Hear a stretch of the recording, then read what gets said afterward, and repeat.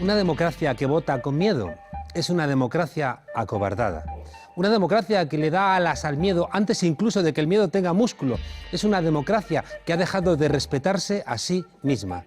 El miedo es un antídoto contra la desobediencia. Es una vacuna contra los que están esperando el propio miedo. Una vacuna contra los que necesitan imaginar a los bárbaros a las puertas de la ciudad como solución para sus problemas. El miedo es un recurso para que no te atrevas. Cuando los miedos alcanzan a tu corazón porque los medios lo alimentan, te acorralan y empiezan a alimentar tu miedo y lo multiplican hasta niveles inenarrables. Ese miedo convierte tu vida en miserable porque terminas creyendo que no tienes alternativa y vives con cobardía.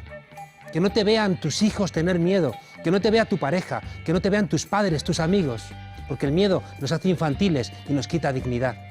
La resignación es una cosecha del miedo.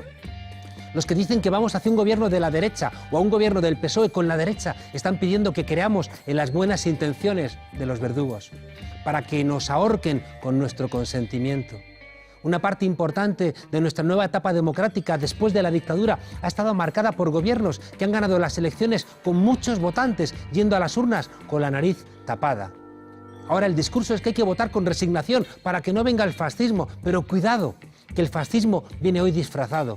El fascismo no hizo acto de aparición en Grecia vestido con las camisas pardas y sin embargo le reventaron la vida. Un gobierno del PSOE con la derecha de Ciudadanos, los que han pactado en Andalucía con Vox, los va a reventar igual que un gobierno de la derecha con la propia derecha. Porque cargarse las pensiones no lo ha hecho Vox, lo han hecho el PSOE, el PP, Ciudadanos, el PNV y el PDeCAT. Igual que cargarse el Estatuto de los Trabajadores, precarizar los empleos, entregar nuestras viviendas públicas a los fondos buitre, expulsar a los estudiantes, expulsar a los jóvenes fuera de España, darles impunidad a los banqueros o confiar la solución de asuntos inconfesables a canallas como el comisario Villarejo. Todos ellos, además, creen en la monarquía, hoy, en el siglo XXI. En el siglo XIX, el turnismo entre liberales y conservadores fue un fraude que retrasó nuestra democracia. ¿Vamos a seguir confiando en ese engaño? ¿Vamos a seguir cargando con el miedo en nuestras espaldas? Recordad, desobedientes, que los pueblos con conciencia son los únicos que tienen esperanza. Bienvenidas a la frontera.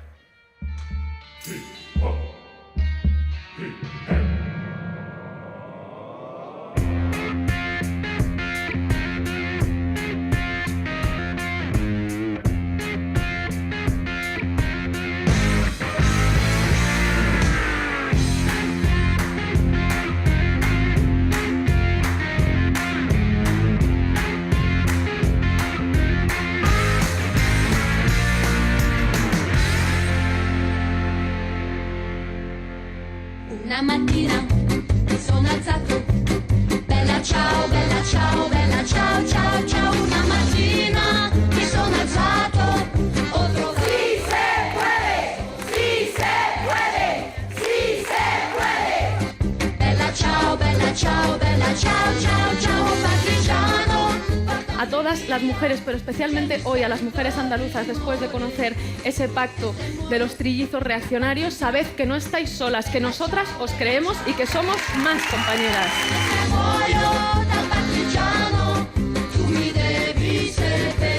Si algo he aprendido en estos meses, quizá lo más valioso, es que la esperanza puede vencer al más terrible de los miedos.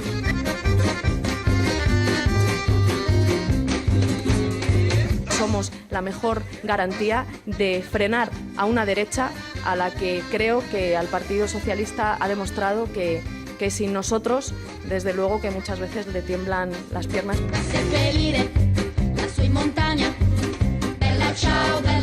Ahora España tiene una oportunidad, la oportunidad de votar para dos cosas muy importantes. La primera, que no vuelvan, y la segunda, seguir mejorando la vida de la gente. Ciao, ciao, ciao, ciao. E le genti che passeranno mi diranno che bel fior. Questo fiore partigiano. Bella ciao, ciao, ciao, ciao. E questo fiore. ¡Qué vídeo! Recuerdo, Irene, que tu padre murió. Y la política hace suyo eso de que el espectáculo debe seguir. Después de estos 5 años, ¿No es demasiado dura la política? Bueno, la política institucional tiene una parte difícil, no solamente porque son otros ritmos y otras lógicas diferentes a la de la política del barrio, a la política de las asambleas, de estudiantes, ¿no? O en la PA. Es que la política institucional es un gigante que para mover una piececita muy pequeña necesitas, bueno, pues una maquinaria enorme, pero además tiene otra dimensión personal, y es que el nivel de exposición, y tú también sabes bien lo que es eso, pues es tan grande que muchas veces dices, jolín, mucho tiempo aquí y no se puede estar, ¿no? Me pareció inclemente que muriera tu padre, no tuvieras tiempo para el luto, nacieron prematuramente tus hijos y la política no pregunta, ¿no? Claro que sino no, que claro que te meten no. esa rueda Todo dentada. lo contrario, es que nosotros para conseguir que cambie una cosita así tenemos que trabajar meses y meses, a veces hasta años, ¿no? Mira para echar a Rajoy, 2 años diciéndonos no se puede, no se puede, no se puede, hasta que demostramos que se podía echar a Rajoy. Entonces, para una cosa que es la de mínimos, o sea, había que echar a Rajoy, pero eso no agota todo lo que hay que hacer en este país, era solamente la primera condición para poder empezar a mejorar las cosas, y para eso tardamos 2 años. Oye, ayer vimos que empieza la precampaña con un tono inusualmente duro, ¿no? Sí, ya lo habíamos visto desde la manifestación de Colón, desde muchas semanas antes. Sí, va a ser una campaña dura, bronca, y hay a quien le interesa. O sea, quien quiere que en esta campaña solo nos preguntemos por cuál es la bandera que te identifica, sin preguntarte si los hospitales o las escuelas que están detrás de esa bandera tienen dinero suficiente o se lo han robado los del PP, pues es que esa es quieren la que sensación, ¿no? De que es una campaña del vientre, ¿no? Sí. España, la amenaza. No sé si del vientre, yo creo que nuestra posición política también es del vientre. La esperanza que nosotros tenemos, que creo que es la emoción que está movilizando ahora mismo a la gente que quiere cambio y que puede haberse sentido frustrada porque los cambios llegan más lentos de los que querríamos, que puede que no le haya gustado todo lo que hemos hecho este tiempo, pero la gente que nos va a votar a nosotros nos va a votar también desde el vientre, pero desde otra emoción, que no es el odio, que es la esperanza y que es la certeza de que si tú perseveras y no te rindes, por mucho que los grandes medios de comunicación te digan que no se pueden cambiar las cosas, se puede, aunque sean menos cosas todavía de las que nos gustaría y aunque vaya más lento de lo que nos Mi gustaría. sensación es que hay un vientre que tiene la disposición de dialogar, mientras que hay otro vientre que no quiere Ese del discutir odio, nada. por supuesto, y que está dispuesto a sobreactuar y a incendiar de la manera más irresponsable, sabiendo que después van a cambiar de opinión. O sea, si el Partido Popular gobierna en España, va a tener que dialogar si quiere resolver el problema catalán, pero les da igual ahora, porque su forma de conseguir votos es alimentar el odio. Hay como una asunción de que puedes mentir sin ningún tipo de pudor en la campaña electoral, parece que ya está asumido. Y después de la campaña, sí. Entonces, esa idea de que el contrato electoral, que debieran ser los programas de los partidos, se convierte en agua de borrajas. Nunca ha existido ese compromiso en España. Los partidos decían, y eso es una de las cosas que hizo quebrar la confianza de los ciudadanos en los partidos tradicionales, que siempre decían una cosa y después de la campaña hacían la contraria. Pero ahora es que la mentira, ¿no? O sea, se ha equivocado la izquierda a dejarse robar demasiadas cosas. Ayer estuve con Maruenda, sentado en las escalinatas del Valle de los Caídos, con el trasero helado. No sé si tenía el trasero helado o todo el cuerpo helado. El caso es que por le el decía, frío, por lo que te decía él. Sí, pero las dos cosas. Le decía a Maruenda que la derecha se ha robado la cruz, se ha robado la bandera, se ha robado España, se ha robado a Belén Esteban. Y decía, Belén Esteban os la podéis quedar, ¿no? Sin ningún tipo de problema, pero todo lo demás... Es verdad, hay otros países, no sé, muchos países latinoamericanos, por ejemplo, los que son soberanistas, los que aman a su país, que son los que se preocupan porque su sanidad, su educación, su sistema de dependencia esté fuerte, son los que sacan la bandera, ¿no? Y la derecha no tiene esa capacidad porque son vistos ante la sociedad como esos que responden a los intereses de las grandes corporaciones internacionales, a los intereses extranjeros y no a los intereses soberanos de tu país, ¿no? Pero en España esa bandera la han robado. ¿Por qué los pensionistas, cuando van a reclamar pensiones dignas, no llevan la bandera de España? Porque en España esa bandera se ha sacado contra el matrimonio homosexual, contra el aborto, en todas aquellas situaciones donde mucha gente ha sentido que podía haber un retroceso de derechos o una amenaza para derechos fundamentales o para conquistas de nuestros abuelos y abuelas, de nuestras madres y padres, que han costado mucho. Entonces, es verdad, es que esto de decir la bandera no es un símbolo político, me lo decían hace poco en una entrevista, como pero si la bandera es el símbolo de todos. Hombre, pues sí es un símbolo político y sobre todo en este país que se ha utilizado como arma a mí me han dado con la bandera en la arrojadiza. cabeza. Pues... Porque venían a la facultad, ¿no?, los fachas. Sí, sí. Y entonces te daban con la bandera en la cabeza y decías, ¿qué hace usted? Entonces yo estoy de acuerdo con que ese es un debate que los sectores progresistas tienen que dar, cómo, primero, sí reapropiarse y luego cómo hacerlo de símbolos que aspiraríamos a que sean de todos, pero que muchas veces hay mucha gente que no lo siente así, pero es un debate grande. En todo caso, yo creo que para nosotros lo urgente es que la bandera sea en los hospitales y que sean las escuelas, porque ahí es donde falta dinero y ahí es donde vamos a tener que seguir llevando a nuestros hijos o van a ir nuestros padres durante todos estos años. Y ¿no? nosotros Mientras cuando nos den reapropiamos. con la bandera en la cabeza. Claro. Empieza la precampaña y tengo una sensación profunda de que hay un intento de invisibilizar a Podemos. Bueno, lo van a intentar, nunca lo han dejado de hacer. No lo has, y luego, no lo has visto, no lo ves, no. Claro, hay muchas veces que bueno, o sea, hasta en las redes sociales se denuncia, ¿no?, que en un telediario salen todas las formaciones políticas y la tercera fuerza política de este país no aparece. Y eso lo dicen en las redes, pero bueno, pero hay quien cree que esto es legítimo, ¿no?, que es parte, digamos, la participación de determinados medios de comunicación en la campaña no es una sorpresa ni tampoco es algo novedoso. Y no solo nos van a invisibilizar. Vamos a ver muchas tertulias en las que todos los analistas dicen es imposible predecir lo que va a ocurrir, todo está abierto, el escenario es muy volátil, solo hay una cosa cierta, todo es volátil menos una cosa, que Podemos está hundido en su peor crisis, en su peor momento y no va a poder remontar de esta, igual que llevamos por otra parte desde que nacimos, porque yo no recuerdo un momento en el que un analista político de reconocidísimo prestigio me haya dicho, oye, qué buen momento ustedes, ¿no? Sí, por lo menos después de las europeas nunca. Eso. Hoy está hablando con Desde que se dieron cuenta que a lo mejor podíamos ganar. Está hablando con un exdirigente socialista y me ha dicho que si no hubiera sido por Podemos el discurso de izquierdas del PSOE que ha esgrimido Sánchez no hubiera existido. Pablo ha contado muchas veces cómo dirigentes del Partido Socialista nos dijeron la campaña de Pedro Sánchez, en la campaña de primarias en la que recupera la Secretaría General del PSOE, la ganasteis vosotros. La ganó el discurso que dice el Partido Socialista se había abandonado, había regalado en este caso al Partido Popular toda la política, había dejado de tener unas propuestas propias, cuando había estado en el gobierno había hecho exactamente lo mismo, recortar, subir la edad de jubilación, hacer reformas laborales regresivas y tuvimos que llegar nosotros para decir, oye, las cosas se pueden hacer de otra manera y esa pugna en el Partido Socialista existe. La duda es, ¿qué quiere Pedro Sánchez? ¿Tiene Pedro Sánchez un proyecto de país? Si después de las elecciones le dan los números, ¿va a volver a intentar pactar con Ciudadanos con tal de ser presidente? Porque eso es lo que a nosotros nos tiene que preocupar, para nosotros pelear por ser la fuerza mayoritaria, que a Pedro Sánchez no le dé la tentación otra vez de pactar con Ciudadanos. Hay una cosa rara y es que el PSOE cuando está en la oposición como que es lo del violín, ¿no?, que lo agarras con la izquierda pero luego lo tocas con la derecha, ¿no? Es decir, cuando están en la oposición hacen discursos que a veces dices, pareces bolchevique, ¿no? Pero en cambio cuando entran en el gobierno como que se les olvida con una rapidez. Creo que lo habéis contado vosotras, lo que ha habido que pelear con el Partido Socialista para conseguir el salario de 900 euros. Una barbaridad. Porque no querían. No querían. La prueba más evidente es que cuando pactaron con Ciudadanos propusieron subirlo un 1%.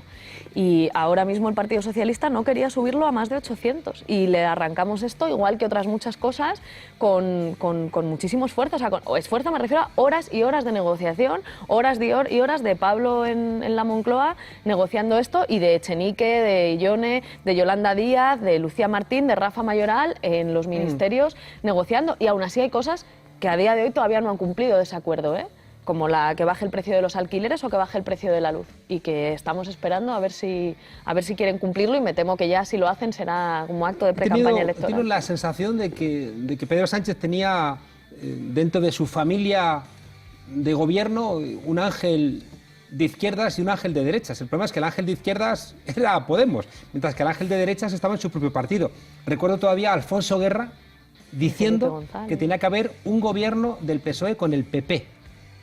Claro, planteado de por Alfonso Guerra, concentración, ¿no? sí, de concentración, como los planes de las élites europeas durante los últimos años, ¿no? Como vamos a recortar, como vamos a aplicar unas políticas de austeridad brutales para los sectores populares, mejor hacerlo juntitos, así pagamos el pato juntos, y además demostramos que es imposible gobernar diferente, que yo creo que ese es un mensaje muy poderoso que quieren instalar en toda Europa, que es no se puede gobernar diferente a esa alternancia entre la derecha que luego nos dicen que es moderada, y la socialdemocracia de los partidos socialistas europeos. No hay otra posibilidad. No puede llegar otro al gobierno a hacer las cosas diferentes, porque se hunde la economía, se hunde el proyecto europeo, no va a tragar agua a las alcantarillas y cuantos males quieras añadir al listado. Lo escuchaba hace un par de días en la SER un supuesto informe de un banco, no sé si era suizo, que decía que había solamente dos posibilidades de gobierno en España. Una con un 50% de un gobierno de centro-derecha, compuesto por el PP, por Ciudadanos y por Vox, ¿no?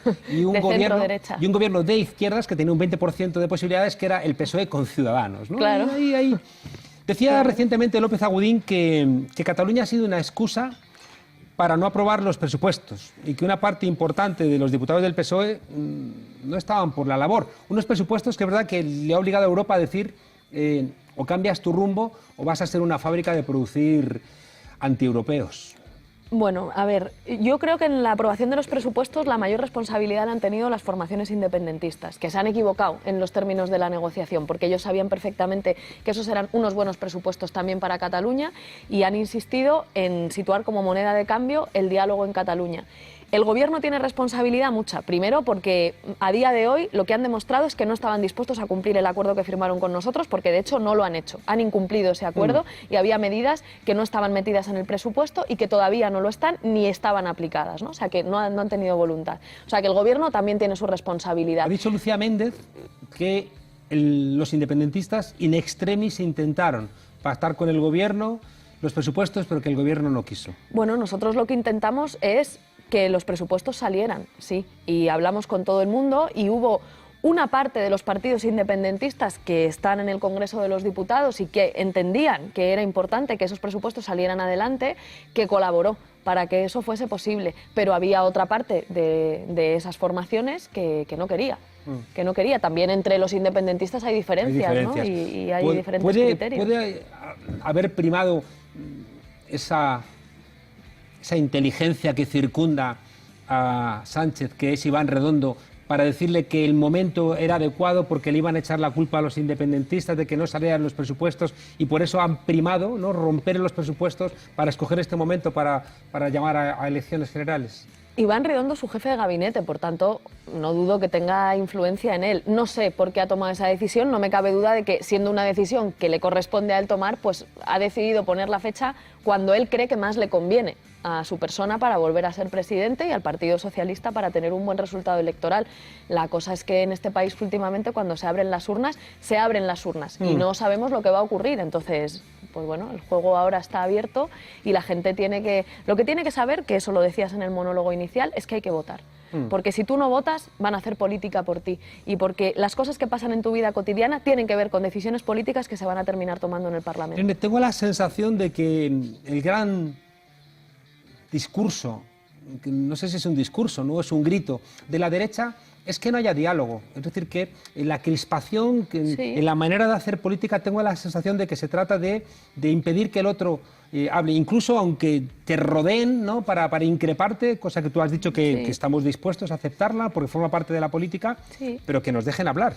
Sí, le pasó a Íñigo el otro día, claro. O sea, yo creo que nosotros, que siempre hemos estado yendo a los barrios, a las escuelas, a los hospitales, a ver cómo está la situación, pues tenemos que asumir que puede haber personas que incluso de las peores maneras intentan abordarte para hacerte una crítica, también muchas veces de las mejores maneras para darte un abrazo, pero a veces también para decirte lo que es importante es lo que tú dices, que podamos hablar, ¿no? Porque si vienes solamente a insultarme o vienes a increparme, pues bueno, o sea, quiero decir, estás en tu derecho como ciudadano y bueno, y ya está, y yo saldré pues como pueda, ¿no? Pero que es importante que si alguien quiere hacerte una crítica esté dispuesto a escuchar, ¿no? A escuchar si has hecho algo para resolver eso que dicen, o si te falta información, o si estás dispuesto a asumir incluso la crítica que te hagan. Recuerdo los scratches en Argentina, preguntaban, ¿no?, a los torturadores, a los que habían puesto en marcha la dictadura, les pedían explicaciones, ¿no? Explíquese.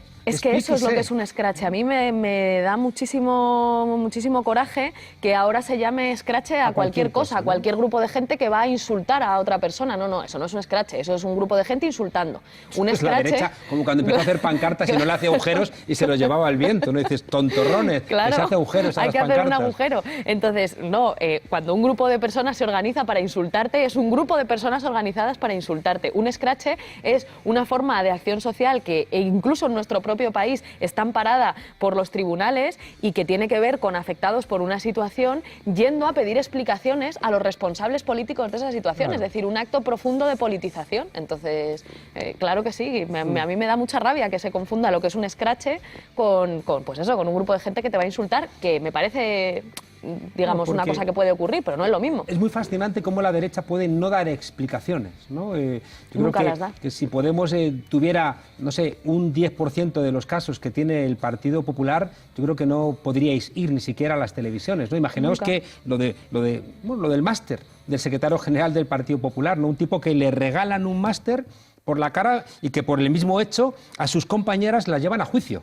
Nunca da Y la él, cara. como es del Tribunal O sea, Supremo el que tiene que Total. juzgarle, se libra. Total, o sea, el Partido Popular ha dicho cosas gravísimas. El portavoz del Senado ha salido diciendo que tienen controlada una sala del Tribunal Supremo por detrás porque su jefe es un colega suyo. Y aquí no ha pasado nada, ese señor sigue ahí. El Partido Popular hace un congreso y como resultado de ese congreso cambian los jefes del partido y remodela toda la bancada y coloca ministros en la séptima fila, exministros en la séptima fila, y aquí nadie sabe nada. Nosotros nos da un día por cambiarnos accidentalmente de escaño y tenemos 7 titulares, ¿no? Sí, claro, la derecha nunca rinde cuentas ni de las cosas más livianas o más triviales, ni de las cosas más graves, de la corrupción, de las cloacas, de la policía política que han creado para atacar a adversarios políticos, Pablo Iglesias el primero, o sea, claro, no rinden cuentas Eso de es nada. responsabilidad de los medios de comunicación. También los medios de comunicación tienen una función muy importante en ser mediadores entre lo que ocurre en la política, que muchas veces son muchas cosas, y que seleccionan de todo lo que ocurre para contar. Hoy leía un hilo en Twitter que decía, todo el mundo habla de que Podemos está en su peor crisis. Vamos a ver qué pasa en Ciudadanos, que parece que son todos, digamos, un partido donde nadie se mueve, ¿no? Y empezaba a relatar casos y casos. En Cantabria no hay dirección, en Asturias están hechos un lío, en Galicia también hechos un lío, pero como nadie lo cuenta, como no hay ningún medio de comunicación que lo cuente, parece que no pasa nada. Claro que hay una responsabilidad de los medios en mediar, en mediar entre todo lo que pasa y qué cosas seleccionan, porque eso configura o condiciona lo que la gente piensa. No obstante, también creo que la gente no es idiota, ¿eh? O sea, que la gente ahora se informa por muchos canales y que ya no es tan fácil engañar a la gente porque la gente sabe lo que quiere y va buscándolo además. Yo le digo siempre a los alumnos que hoy nos acompañan por aquí, unos cuantos de ellos y de ellas, que tienen que ser como Neo al final de Matrix 1, ¿no? Matrix 3 termina un poco mal, y que hay que salirse de fuera para vernos. Y para verte hemos decidido salirnos fuera. ¿Qué tenemos por ahí? Hola, hola, ¿tenemos algo por ahí? ¿Aló? Hola. ¿Aló, aló? Hola, hola, ¿Cómo estás? Valentina Olivares. ¡Oh! Pero bueno, qué sorpresa. Irene María, ¿cómo estás, Chiqui? Es la única persona que me llama Irene María y cree que en España yo no tengo una reputación que mantener.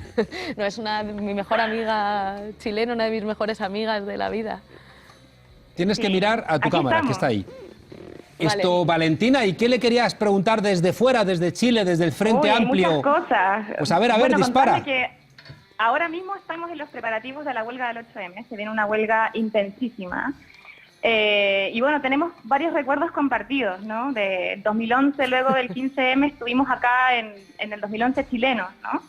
Y que fue un momento en que la gente dejó de tener miedo, ¿no? Y la esperanza salió a la calle. Yo recuerdo vívidamente una fecha, el 4 de agosto, que la gente salió con cacerolas a apoyar todo lo que estaba ocurriendo en las calles, luego de que Piñera nos había mandado toda la fuerza policial a la calle. Y hoy día esa esperanza que se movilizó está siendo amenazada por el miedo y la muerte, acá, ¿ya? En particular con la amenaza del avance de las derechas, luego que surgió el Frente Amplio, con un resultado muy potente en las elecciones y con la capacidad de movilizar un anhelo de cambio que estaba dormido hace mucho tiempo. Y hoy día esa amenaza nos quiere obligar a volver corriendo al centro político, ¿no? De que la única manera de frenar el avance de la extrema derecha es volver a restituir la gobernabilidad neoliberal, ¿no? Oye, Y Valentina, que si no pero renunciamos estáis... a la esperanza... Valentina, que nos Dime, vas a dar dime. un mitin a nosotros. No. La pregunta es, a partir de la experiencia que tienen, o sea, el rol que está cumpliendo el feminismo hoy día, allá, acá, en todos los lugares, ¿cómo podemos hacer frente a eso, digamos, con el 8 de marzo aquí a la vuelta de la esquina y con esa amenaza que se está, digamos, teniendo sobre nuestros cuerpos y sobre nuestra experiencia cotidiana? Oye, Valentina, y antes de que te responda Irene, el auge de la ¿Sí? extrema derecha allí con Cast es un tipo que se llama José Antonio. José Antonio Cast, exactamente. Que se llama José Antonio en homenaje a José Antonio Primo de Rivera. Exactamente. Y que Mira. además está cumpliendo un efecto muy heavy, porque no necesita ganar las instituciones para que la centro derecha siga, Claro. digamos, a coro su agenda, ¿no? Igual Y que cada aquí vez pasa que con acá ellos. la centro derecha en el gobierno pierde el control de la agenda política, se mete con lo que estaba hablando hace un rato, ¿no? Todo el tema de las fake news y la migración, el ataque a las mujeres, el ataque al feminismo, y tiene completamente dominada la agenda. No sé si completamente, pero están haciendo ese esfuerzo y nos están obligando hoy día, nos están queriendo amenazar un poco a eso, ¿no? Entonces, Irene, Bueno, me encanta escuchar a Valentina y me alegro mucho que hayáis llamado a la Vale para que intervenga en el programa. A ver, yo creo que el feminismo es la única propuesta política que ahora mismo está encima de la mesa que puede tener una agenda diferente y ganadora respecto a la agenda neoliberal. O sea, el feminismo está diciendo la vida tiene que estar en el centro de nuestros esfuerzos, las personas vivimos en común, no vivimos en soledad, sobre todo cuando vienen mal dadas, si las cosas las afrontamos en soledad es mucho más fácil que suframos y que las cosas no vayan bien y por tanto hay que cuidar lo que es común y lo que es común es que haya empleos de calidad, por tanto que tú no tengas incertidumbre de saber si mañana vas a seguir trabajando o no, que haya una sanidad pública que garantice que cuando estás malo o está malo alguien a quien tú quieres, eso va a ser atendido en la sanidad, una educación, un sistema de atención a la dependencia, un sistema de lucha contra las violencias machistas que no haga que sigamos muriendo por decenas cada año. Y que cuidemos todas aquellas cosas que son comunes. Eso es lo único que puede ser ganador frente a una agenda neoliberal que está proponiendo todo lo contrario. El sálvese quien pueda, la guerra y la ley del más fuerte, y aquí se salva solamente el que tiene dinero para pagarlo o el que ha podido pisotear a 5, 6, 10, 15 o 20 para seguir el camino, que es lo que propone el neoliberalismo, ¿no? Todo se compra, todo se vende, hasta los afectos se pueden comprar y vender y somos nosotros mismos con nuestras circunstancias los que tenemos que enfrentarnos a un mundo hostil. El feminismo dice todo lo contrario, si cuidamos lo común no hay hostilidad, hay cooperación, hay fraternidad y vamos, estoy convencida de que esa batalla la vamos a ganar, aunque no se traduzca inmediatamente en estas elecciones, ¿eh? Pero vamos, si hablas con tus alumnos y alumnas, estoy convencida de que eso lo tienen las nuevas generaciones cada vez más claro. bueno, Valentina, te hemos querido llamar porque creo que si hay un sitio donde se manifiesta el internacionalismo es entre las mujeres, así que te mandamos un abrazo desde Madrid. Ya, a ver cuándo Un vienes. abrazo sororo y amoroso. Ya voy. Un abrazo. Un abrazo. Gracias, Valentina. Oye, déjame volver a una idea, porque es verdad, y lo comentaba ayer también con otro grupo de estudiantes, que el feminismo también está peleado a la interna, ¿no? Hay como muchos grupos, pero al final solventáis los problemas, cosa que entre los hombres es como bastante más complicado. Es que esa idea de entender que la diversidad siempre es pelea no es así. Es decir, obviamente en el feminismo ha habido muchísimos debates muy crudos a lo largo de, o sea, no sé, yo llevo mucho tiempo militando y siempre lo he visto, pero vamos, no hace falta más que leas a todas las que han venido antes para entender que esto siempre ha sido así.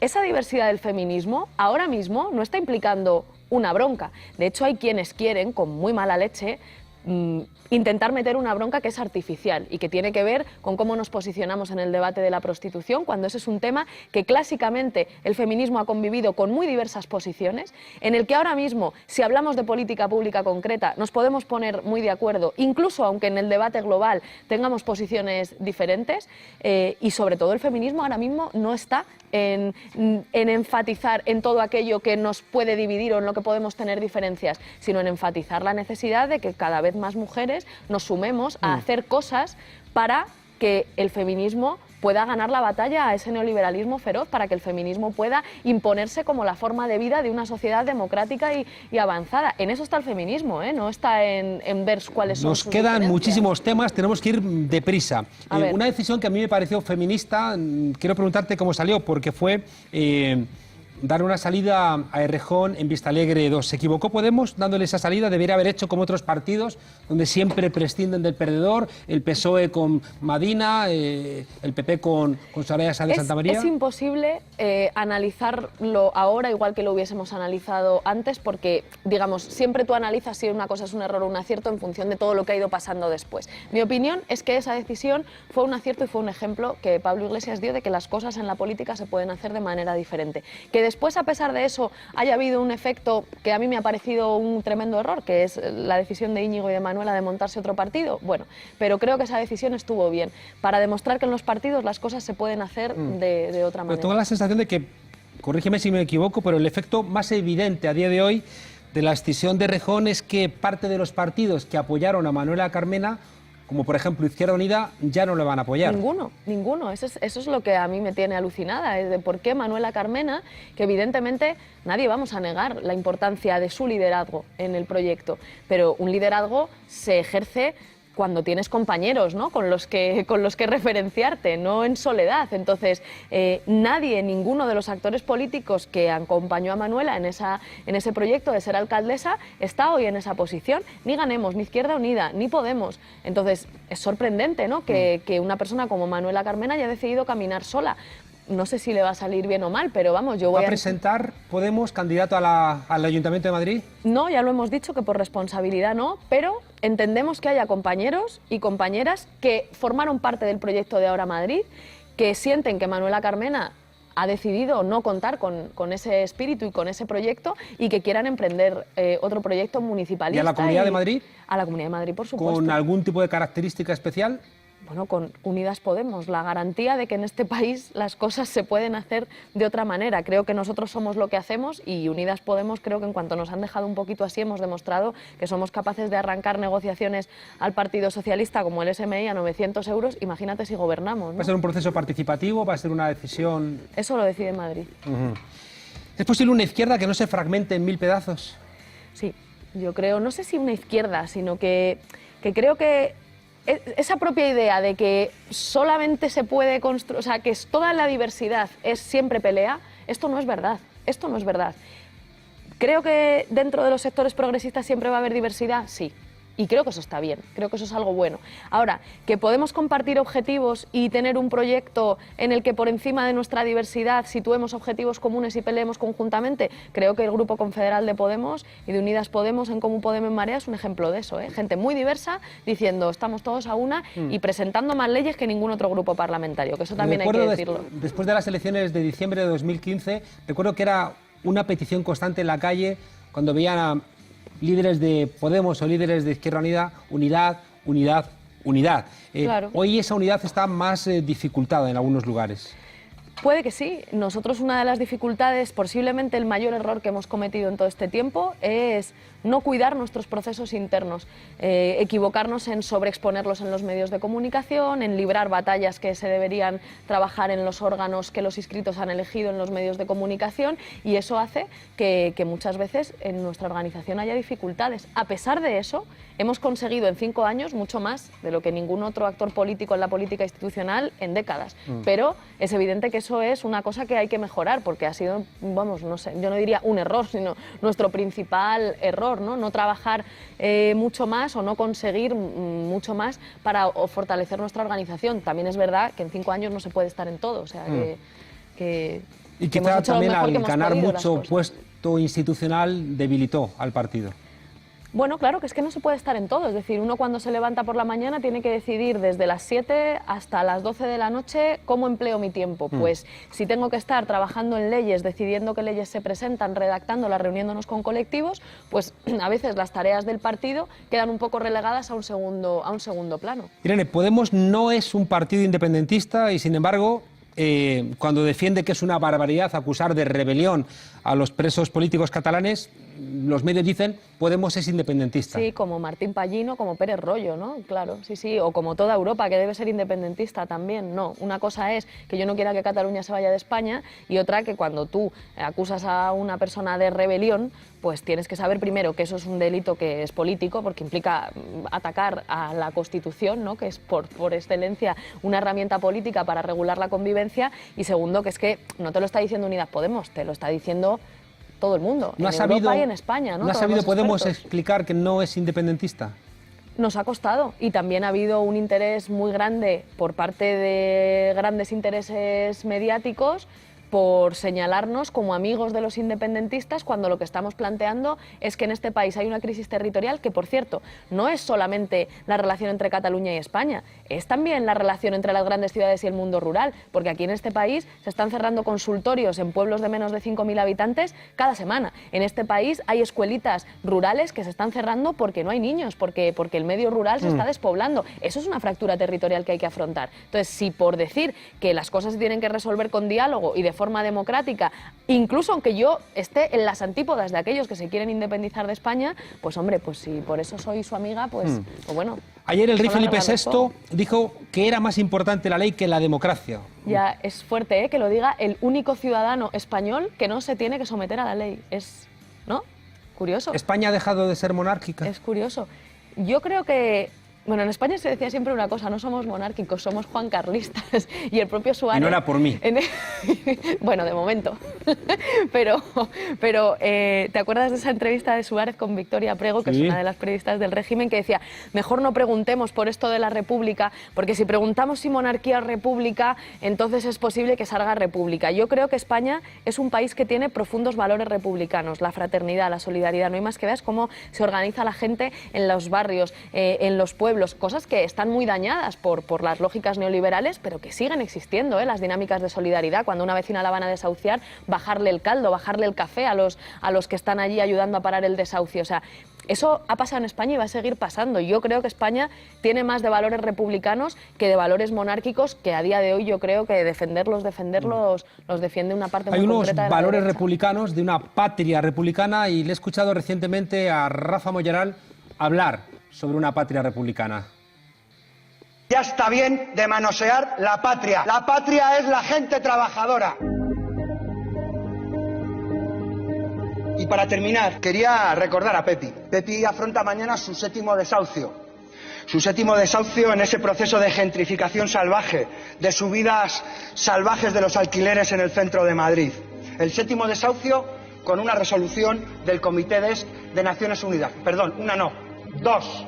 Y queremos aquí, en sede parlamentaria, decir que en este país se vulnera el artículo 96 de la Constitución, y el Poder Ejecutivo, el Poder Legislativo y el Poder Judicial tienen la obligación de cumplirlo.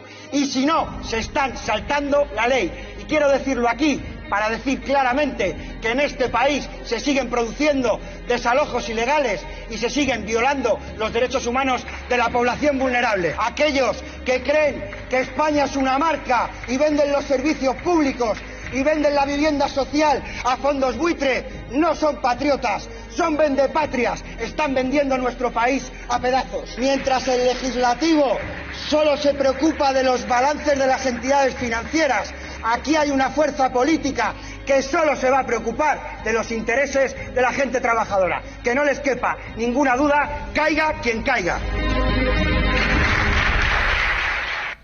Caiga quien caiga. Una de las medidas que propone Podemos para estas elecciones es el impuesto a la banca, que conseguiría una recaudación de 60.000 millones, que serviría, entre otras cosas, para una política de vivienda de alquileres. No y solo otros con el impuesto elementos. a la banca, o sea, el impuesto de sociedades hay que regularlo, hay que regular los privilegios fiscales de las SOCIMIS, pero hay un conjunto de medidas fiscales que al final son acabar con los privilegios fiscales que ahora tienen, que permite recuperar hasta el último euro que los ciudadanos le prestaron a la banca. Que ojo, que no estamos diciendo que den un dinero que han podido ganar, o sea, que no estamos entrando a ver si han ganado ilegítima o legítimamente su dinero, que solo estamos diciendo lo que les prestamos, queremos que nos lo devuelvan, igual que ustedes no le perdonan ninguna deuda a ningún ciudadano español en este país. Pues queremos exactamente lo mismo, y sí, se puede hacer, y es con impuestos muy sencillitos que se pueden aplicar con total rapidez y con mucha sencillez. Se han reído un poco de nosotros porque Sánchez reconoció a al jefe de la oposición, a Guaidó, y le dio 8 días para que hubiera elecciones y al final el que convoca elecciones es Sánchez. Creo que España ha perdido una oportunidad, ¿no?, de liderar un proceso de paz en Venezuela. Totalmente, de liderar una posición que hable y que abogue por la mediación. Creo, de hecho, que, mira que Borrell no es santo de mi devoción, pero creo que hasta él estaba en esa línea y que ha visto cómo la actitud de toda Europa ha sido, bueno, pues bochornosa. O sea, ¿cómo puede ser que en lugar de favorecer que en un país no vayamos a un enfrentamiento civil, un enfrentamiento posiblemente armado, en lugar de apoyar a unos señores del gobierno de Estados Unidos que han reconocido que tienen una solución militar preparada para Venezuela, que estaban organizando ellos un golpe de Estado, cómo puede ser que nosotros no abanderemos la posición de la mediación? Es que es inexplicable. Nos vamos, Irene, pero quiero preguntarte, he escuchado muchas críticas, incluso de gente que se considera progresista, que qué demonios hace Pablo Iglesias en un permiso de baja de paternidad cuando es el candidato a las elecciones del 28 de abril.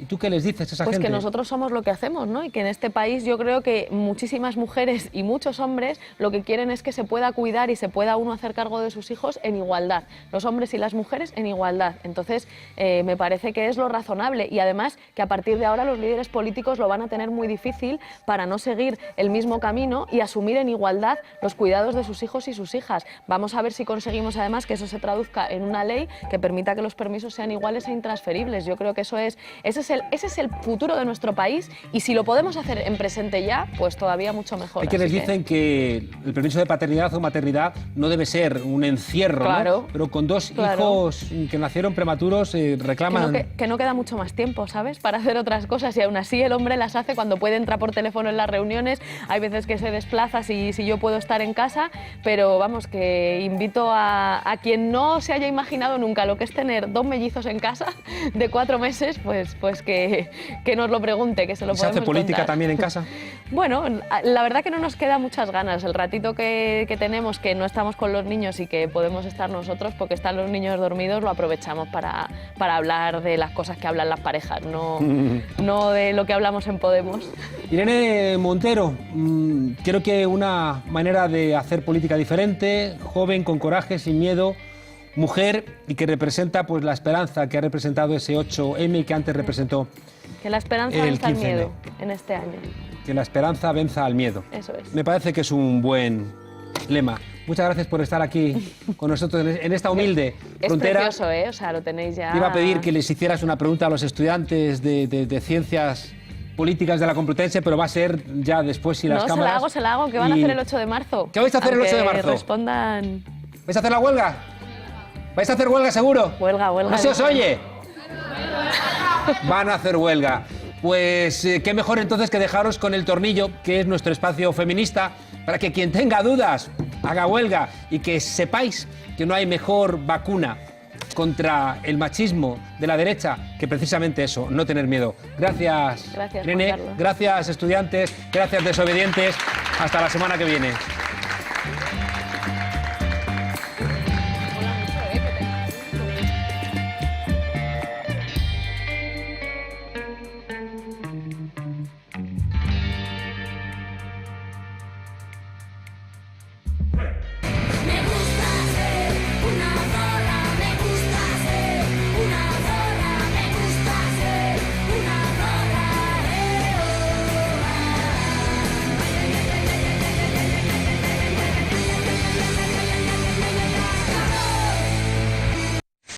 Bienvenidas al Tornillo, el microespacio feminista en la frontera. Hoy vamos a hablar de la justicia feminista. No, amigas, no estoy hablando de eso con lo que fantaseáis a veces. Es otro día.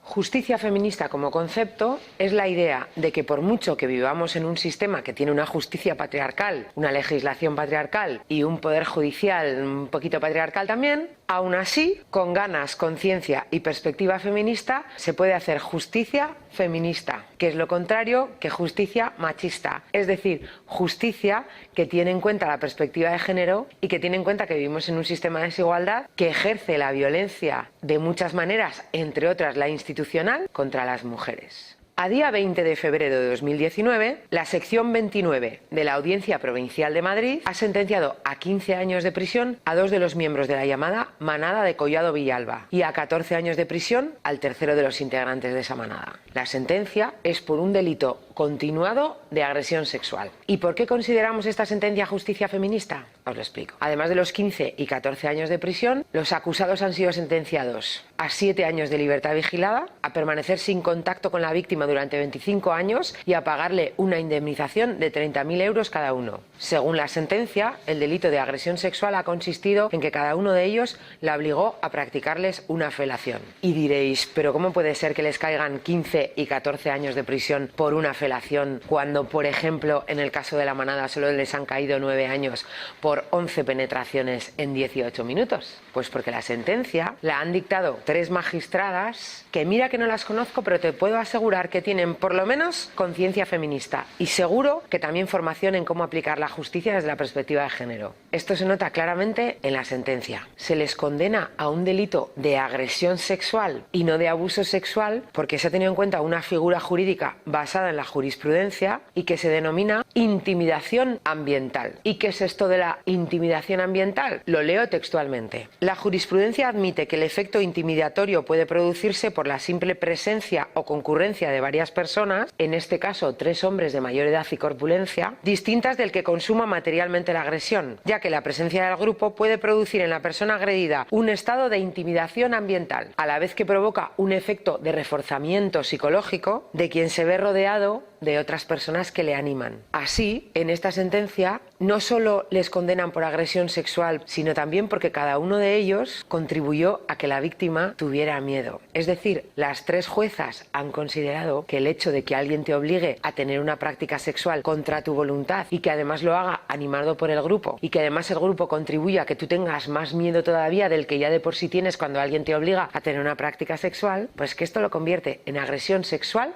continuada. Es decir, cada uno de ellos será autor único de un delito de violación. Uno porque intimida y otro porque accede carnalmente. Hay una cuestión fundamental en esta sentencia y que tiene mucho que ver con la justicia feminista. Las magistradas escriben la sórdida relación de hechos probados apoyada fundamentalmente en el testimonio de la víctima. El juicio no ha consistido en a ver qué aspectos de la vida de la víctima podemos utilizar para cuestionar su testimonio, sino que el testimonio ha sido la prueba fundamental. Uno de los acusados ha sido condenado a 14 años, pero los otros 2 han sido condenados a 15. Y en la sentencia explica por qué. Uno de ellos es la persona con la que la víctima había mantenido relaciones sexuales anteriormente y que, dicen las magistradas, conocía la influencia que en ese sentido ostentaba sobre ella y, amparado en este hecho, no tuvo problema alguno, moral, ético o de otro tipo, para engañarla. Es decir, que el tipo con el que la víctima había follado anteriormente le dijo que si le practicaba una felación a él, la dejaban en paz. Pero no era verdad. Ya otro de ellos también lo condena a 15 años por una especial agresividad en su actuación y por el tremendo desprecio que mostró hacia la víctima cuando le obligó de malas maneras a limpiar el semen que se había caído al suelo. Es decir, esta sentencia en la que cada uno de los agresores obligó a la víctima a practicarles una sola felación a cada uno implica 15 y 14 años, porque las juezas, 3 magistradas, han creído el testimonio de la víctima. Han entendido que por mucho que alguien no ejerza la violencia física contra ti, el hecho de estar rodeada en una habitación implica intimidación y por tanto violencia, y además han considerado agravantes el hecho de que te aproveches de la confianza de la víctima o que además de la agresión sexual tengas conductas brutales y humillantes. Así, algunas juezas son capaces de hacer justicia feminista. ¿Qué es lo que queremos las feministas? Nosotras no queremos que haya inocentes en la cárcel, ni queremos que haya hombres que se pasen toda la vida en prisión, que por cierto es un deseo bastante patriarcal. Nosotras lo que queremos es que se haga justicia desde nuestra perspectiva, que se considere violencia lo que nosotras sabemos que es violencia y que no se nos pida resistirnos como a la protagonista de Kill Bill para que se nos crea. Hoy os dejamos con una frase de la magistrada Lucía Viles. En la argumentación jurídica hay que incluir el feminismo y la técnica jurídica vinculante que lo avala, la perspectiva de género, para enfocar correctamente los conceptos de discriminación y violencia, mostrándonos que son un fenómeno estructural y sistemático. Hasta la próxima vez que nos dejen salir.